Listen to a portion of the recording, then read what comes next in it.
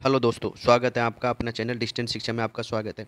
आज हम SSC CGL जो 14 जुलाई 2023 को सेकंड शिफ्ट में जो क्वेश्चन पूछे गए उनका एनालिसिस करने वाले हैं विद एक्स्ट्रा फैक्ट के साथ में।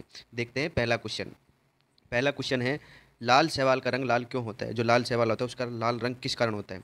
लाल शैवाल का रंग लाल थायोसाइरिन एक वर्णक होता है, उसके कारण होता है लाल शैवाल का रंग लाल। लाल शैवाल को रोडोफाइटा भी कहा जाता है। जो लाल शैवाल होता है उसको रोडोफाइटा भी कहा जाता है। भूरा या ब्राउन शैवाल को फ्यूफाइटा कहा जाता है। भूरा या ब्राउन शैवाल को क्या कहा जाता है? फ्यूफाइटा कहा जाता है। शैवालों को थैलोफाइटा समूह में रखा गया है। शैवालों को किस में रखा गया है? थैलोफाइटा समूह में रखा गया है। शैवालों का अध्ययन क्या कहलाता है? फाइकोलॉजी। क्या कहलाता है? फाइकोलॉजी। नेक्स्ट क्वेश्चन, आईपीएल 2022 के विजेता कौन है? आईपीएल 2022 के विजेता गुजरात टाइटंस, जिसके कप्तान हार्दिक पांड्या है। जिसके कप्तान कौन है? हार्दिक पांड्या। आईपीएल 2023 के विजेता कौन है? सीएसके, चेन्नई सुपर किंग, जिसके कप्तान कौन है? धोनी, महेंद्र सिंह धोनी। आईपीएल सबसे अधिक बार जीतने वाली दो टीमें, एक तो मुंबई इंडियंस और चेन्नई सुपर किंग, दोनों कितनी बार जीती है? पाँच पाँच बार। आईपीएल 2022 का सबसे महंगा खिलाड़ी कौन था? ईशान किशन। कौन था? ईशान किशन। आईपीएल 2023 का बात करते हैं तो सबसे महंगा खिलाड़ी सैम करन। आईपीएल 2023 के बारे में बात करते हैं, ऑरेंज कैप और पर्पल कैप। 2023 में ऑरेंज कैप किसको मिली थी? शुभमन गिल को। किसको दी गई थी? शुभमन गिल को। किसको दी गई? शुभमन गिल को। जबकि पर्पल कैप किसको दी गई थी? मोहम्मद कैप को, जिसने 28 विकेट, सर्वाधिक विकेट लिए थे। नेक्स्ट क्वेश्चन, चंदेरी के युद्ध में बाबर ने किसको पराजित किया था? जो चंदेरी के युद्ध लड़ा गया था वो उसमें बाबर ने किसको पराजित किया था? बाबर ने राजपूतों की ओर से जो मैदानी लड़ाई लड़ रहे थे उसको पराजित किया, जो 1528 में लड़ा गया था। बाबर द्वारा जो युद्ध लड़े गए वो क्रम से इस प्रकार है। उनकी एक ट्रिक है, पानी खाना चंदर के घर, यानी पानी खाना और चंदर के घर। ठीक है। पानी मीन्स पानीपत, खाना मीन्स खानवा का युद्ध, चंदर मीन्स चंदेरी का युद्ध, और घर यानी घाघरा का युद्ध। घर यानी घाघरा का युद्ध। आइए देखते हैं, पानीपत का प्रथम युद्ध 21 अप्रैल 1526 को लड़ा गया था। पानीपत का युद्ध 21 अप्रैल 1526 को लड़ा गया, जिसमें बाबर वर्सेज इब्राहिम लोदी के मध्य लड़ा गया था। किसके मध्य लड़ा गया था? बाबर वर्सेज इब्राहिम लोदी के मध्य, जिसमें इब्राहिम लोदी की क्या हुई? पराजय हुई। खानवा का युद्ध 16 मार्च 1527 में लड़ा गया था, बाबर वर्सेज राणा सांगा के मध्य। बाबर वर्सेज राणा सांगा के मध्य, जिसमें राणा सांगा की पराजय हुई। चंदेरी का युद्ध 1528 में लड़ा गया था, जिसमें मेंदिनी राय की हार हुई और बाबर की विजय हुई। घाघरा का युद्ध 6 मई 1529 में लड़ा गया था, बाबर वर्सेज महमूद लोदी के मध्य, जिसमें महमूद लोदी की पराजय हुई। बाबर को मरने के बाद कहाँ दफनाया गया था? काबुल में दफनाया गया था। कहाँ पर दफनाया गया था? कहाँ पर? काबुल में दफनाया गया था। आइए नेक्स्ट क्वेश्चन देखते हैं, हाई कोर्ट के जजों का ट्रांसफर कौन करता है? जो हाई कोर्ट होते हैं उनके जजों का ट्रांसफर कौन करता है? हाई कोर्ट के जजों का ट्रांसफर करता है भारत का राष्ट्रपति। कौन करता है? भारत का राष्ट्रपति। अनुच्छेद 222 क्या कहता है? कि हाई कोर्ट के किसी भी जज का ट्रांसफर करते समय, हाई कोर्ट के किसी भी जज का ट्रांसफर करते समय सुप्रीम कोर्ट के मुख्य न्यायाधीश से परामर्श लेते हैं। ठीक है। जो राष्ट्रपति है वो हाई कोर्ट के किसी भी जज का ट्रांसफर करते हैं तो उस समय राष्ट्रपति सुप्रीम कोर्ट के मुख्य न्यायाधीश क्या लेते हैं? परामर्श लेते हैं।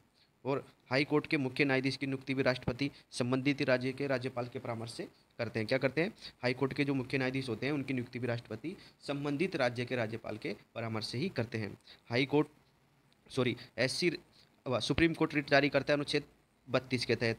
जो सुप्रीम कोर्ट है जो रिट किसके तहत जारी करता है? 32 के तहत। जबकि हाई कोर्ट जारी करता है 226 के तहत। हाई कोर्ट रिट जारी करता है 226 के तहत। और सुप्रीम कोर्ट का उल्लेख कितने, कौन से अनुच्छेद में? 124 अनुच्छेद में। जबकि हाई कोर्ट का उल्लेख कितने में? 214 अनुच्छेद में। राष्ट्रपति का अध्यादेश अनुच्छेद 123, जो राष्ट्रपति का अध्यादेश का उल्लेख है वो 123 में है। जबकि राज्यपाल का अध्यादेश अनुच्छेद कौन सा है? 213। नेक्स्ट क्वेश्चन, कर्क रेखा भारत की कर्क रेखा भारत की कौन सी नदी को काटती है? जो कर्क रेखा है जो भारत की कौन सी नदी को काटती है? ये क्वेश्चन था। अब ऑप्शन में कौन सी नदी थी, कौन सी नहीं थी? सोन नदी, बेतवा नदी और रिहंद नदी, इन तीनों नदियों को कर्क रेखा एक एक बार काटती है। सोन नदी, बेतवा नदी और रिहंद नदी, इन तीनों नदियों को जो कर्क रेखा है वो सिर्फ और सिर्फ एक एक बार काटती है। जबकि माही नदी को कर्क रेखा दो बार काटती है। माही नदी को कर्क रेखा दो बार काटती है।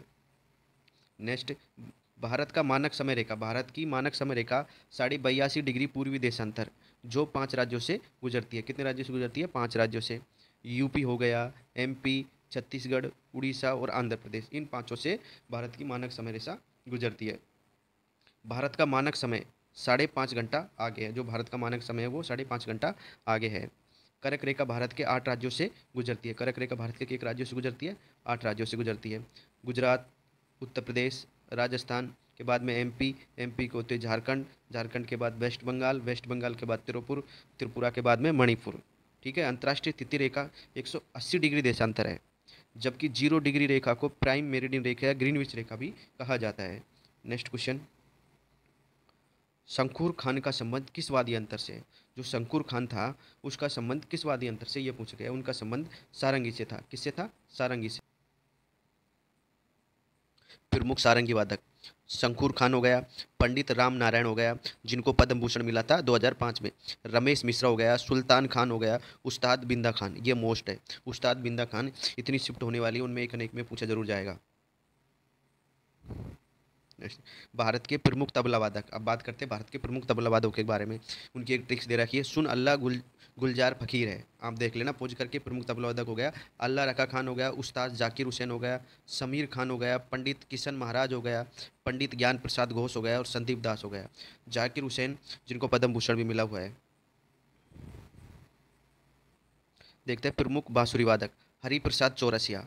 हरिप्रसाद चौरसिया ये भी क्या है? बांसुरी वादक है, जिनको पद्म भूषण मिला था 2000 में, पद्म विभूषण मिला था 1992 में। संगीत नाटक अकादमी 1984 भी इनको पुरस्कार मिला है। बांसुरी के जादूगर कहलाते हैं पंडित पंडित हरिप्रसाद चौरसिया। बांसुरी को शास्त्रीय वाद्य यंत्र, बांसुरी को शास्त्रीय वाद्य यंत्र के रूप में स्थापित करने वाले भारतीय शास्त्रीय संगीत के युग पुरुष एवं सुप्रसिद्ध बांसुरी वादक पन्नालाल घोष। कौन है ये? पन्नालाल घोष। दो ही व्यक्ति है जो बांसुरी के प्रमुख वादक हैं, जो अच्छे से प्रसिद्ध है। नेक्स्ट देखते हैं, शहनाई के उस्ताद।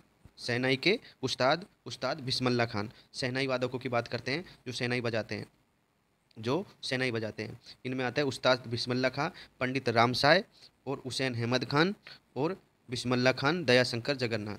इनकी एक ट्रिक है, देखते हैं। हुसैन ने विष दिया। क्या किया? हुसैन ने विष दिया। हुसैन से हो जाएगा हुसैन अहमद खान, विष यानी बिस्मिल्लाह खां, दिया यानी दयाशंकर जगन्नाथ। ठीक है, शहनाई के उस्ताद बिस्मिल्लाह खान है। भारत रत्न उस्ताद बिस्मिल्लाह खां के बारे में अगर आपको देखना है तो देख सकते हैं, जिनको सम्मान और पुरस्कार दिए गए थे सारे दिए हैं, आप पूछ करके देख सकते हैं। भारत रत्न प्राप्त करता M S Subbulakshmi. M S Subbulakshmi 1999 में, जिनको शास्त्रीय गायक जो कर्नाटक है, कर्नाटक संगीत के लिए दिया गया था। पंडित रविशंकर को 1999 में सितार के लिए दिया गया था। बिस्मिल्लाह खान को 2001 में, जो शहनाई बजाते हैं, उनके लिए दिया गया था। पंडित भीमसेन जोशी, जिनको 2009 में शास्त्रीय गायक जो हिंदुस्तानी शैली के हैं, उनको ये पुरस्कार भारत रत्न प्राप्त प्राप्त हुए हैं। नेक्स्ट क्वेश्चन, आर्य समाज की स्थापना कब की गई थी? आर्य समाज की स्थापना कब की गई थी? आर्य समाज की स्थापना 1875 में दयानंद सरस्वती ने की थी, मुंबई में। कहाँ पर की थी? दयानंद सरस्वती ने मुंबई में। नेक्स्ट, सत्यशोधक समाज। जो सत्यशोधक समाज था, उनकी स्थापना 1873 में ज्योतिबा फुले ने की थी। किसने की थी? ज्योतिबा फुले ने। कब की थी? 1873 में। कब की थी? 1873 में की थी। प्रार्थना समाज की स्थापना आत्मरंग पांडुरंग ने की थी। आत्मरंग पांडुरंग ने कब की थी? 1867 में। कब की थी? 1867 में। ब्रह्म समाज की स्थापना राजा राम मोहन राय ने की थी 1828 में। कब की थी? 1828 में। नेक्स्ट क्वेश्चन, राष्ट्रीय बालिका दिवस कब मनाया जाता है? राष्ट्रीय बालिका दिवस कब मनाया जाता है? राष्ट्रीय बालिका दिवस 24 जनवरी को मनाया जाता है। 23 जनवरी कौन सा दिवस मनाया जाता है? पराक्रमक दिवस। पराक्रमक दिवस सुभाष चंद्र बोस के जन्म दिवस पर। 12 जनवरी को राष्ट्रीय युवा दिवस, विवेकानंद जी का जन्मदिन है उस दिन। 10 जनवरी को विश्व हिंदी दिवस। राष्ट्रीय महिला दिवस कब मनाया जाता है? 13 फरवरी को, सरोजनी नायडू का जन्म दिवस है। अंतर्राष्ट्रीय महिला दिवस 8 मार्च को मनाया जाता है। 23 दिसंबर को किसान दिवस, चौधरी चरण सिंह का जन्मदिन है। 25 दिसंबर को सुशासन दिवस, अटल बिहारी वाजपेयी का जन्म दिवस। 24 दिसंबर को अंतर्राष्ट्रीय उपभोक्ता दिवस मनाया जाता है। नीति आयोग के वर्तमान सीईओ कौन है? नीति आयोग के वर्तमान सीईओ कौन है? वर्तमान सीईओ है BVR सुब्रमण्यम। कौन है? BVR सुब्रमण्यम। नीति आयोग की स्थापना 1 जनवरी 2015 को हुई थी। 1 जनवरी 2015 को हुई थी। नीति आयोग के प्रथम अध्यक्ष कौन है? नरेंद्र मोदी। नीति आयोग के प्रथम उपाध्यक्ष अरविंद पनगड़िया। नीति आयोग के प्रथम सीईओ सिंधु श्री खुल्लर। कौन है? सिंधु श्री खुल्लर। नीति आयोग के वर्तमान उपाध्यक्ष, नीति आयोग के वर्तमान उपाध्यक्ष कौन है? सुमन बेरी। कौन है? सुमन बेरी। कौन हो गया? सुमन बेरी। नीति आयोग एक परामर्शदात्री संस्था है या गैर संवैधानिक संस्था है? संविधान में इसका कोई उल्लेख नहीं है। 10 काठिया लोक नृत्य, 10 काठिया लोक नृत्य किस राज्य का है? उड़ीसा का। 10 कटिया लोक नृत्य कहाँ का है? उड़ीसा का। 2023 हॉकी वर्ल्ड कप का आयोजन उड़ीसा में किया जाएगा, बिरसा मुंडा स्टेडियम राउरकेला में। कहाँ किया जाएगा? बिरसा मुंडा स्टेडियम राउरकेला में। नेक्स्ट, 32वें ओलंपिक खेल 2022 जो टोक्यो जापान में हुए थे, वह कब से स्टार्ट हुए थे? ये क्वेश्चन पूछा था, डेट कब से स्टार्ट हुए थे? 32वें ओलंपिक 23 जुलाई 2021 से शुरू हुए थे और ख़त्म कब हुए थे? 8 अगस्त 2021 को। 31वां कब हुआ था? 2016 में रियो डी जेनरी ब्राज़ील में। 30वां 2012 में लंदन में। 29वां 2008 में बीजिंग चीन में। देखते हैं 33वां कहाँ पर होगा? 2024 में पेरिस में। 34वां 2028 में मिलानो कोर्टिना में। प्रथम ओलंपिक कब हुए थे? 1896 में एथेंस में। और 2022 कॉमनवेल्थ गेम कहाँ हुए थे? इंग्लैंड में। और 23वां कहाँ होगा? ऑस्ट्रेलिया में। नेक्स्ट क्वेश्चन, गोडविन ओस्टिंग या केटू किस हिमालय से संबंधित है? जो गोडविन ओस्टिंग चोटी है या केटू चोटी है जो किस हिमालय से संबंधित है? वो ट्रांस हिमालय से संबंधित है, जो काराकोरम श्रेणी में पड़ती है। केटू गोडविन ओस्टिंग ट्रांस हिमालय के अंतर्गत 3 श्रेणियाँ आती है, जिनका क्रम उत्तर से दक्षिण इस प्रकार है, जिनकी ट्रिक है कलेजा। के फॉर काराकोरम, ले फॉर लद्दाख और J for Zanskar. Okay, Karakoram श्रेणी हो गया, लद्दाख श्रेणी हो गया, जास्कर श्रेणी होगी, जिनका क्रम उत्तर से दक्षिण ऐसे एज इट है, सेम है। कंचनजंगा महान हिमालय के पूर्वी भाग में स्थित है। कंचनजंगा महान हिमालय के पूर्वी भाग में स्थित है। नदियों के आधार पर हिमालय को 4 भागों में बांटा है। नदियों के आधार पर हिमालय को 4 भागों में बांटा है। पंजाब हिमालय, नेपाल हिमालय, कुमाऊं हिमालय और असम हिमालय।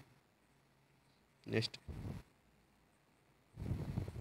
मृग मृगस्कटिकम के लेखक कौन है? मृगस्कटिकम के लेखक कौन है? शूद्रक। कौन है? शूद्रक।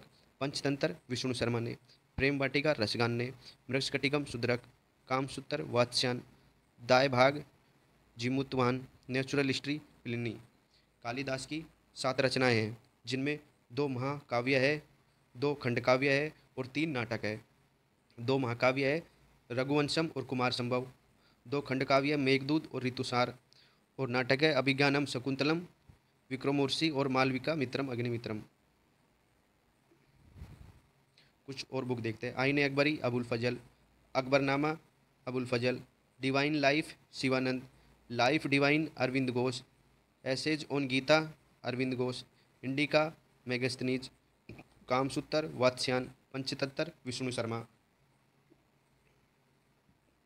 गीत गोविंद के लेखक कौन है? जयदेव। शाहनामा के फिरोज दोषी। बाबरनामा के बाबर। यामा के महादेवी वर्मा। निर्जा के महादेवी वर्मा। यंग इंडिया के लेखक महात्मा गांधी। काव्य मीमांसा के राजशेखर हो गया। हरिश्चरित्र के बाणभट्ट हो गया। कादम्बरी का बाणभट्ट हो गया। चिदम्बरा के सुमित्रानंद पंत। मुद्रा राक्षक विशाख दत्त। अंधविश्वास सारिका घोष। रामायण महर्षि वाल्मीकि। महाभारत के लेखक कौन है? महर्षि वेदव्यास। भगवत गीता के वेदव्यास। रामचरितमानस गान के गोस्वामी तुलसीदास। आनंद मठ के लेखक बंकिम चंद्र चटर्जी। कपाल कुंडला बंकिम चंद्र चटर्जी। दुर्गेश नंदिनी बंकिम चंद्र चटर्जी। लज्जा तस्लीना नसरीन। और हेमलेट के William Shakespeare. Thank you watching for my video. Like करें, शेयर करें और कमेंट करें, बताएं कि वीडियो कैसी लगी, ताकि हम और इम्प्रूवमेंट कर सकें। थैंक यू, धन्यवाद।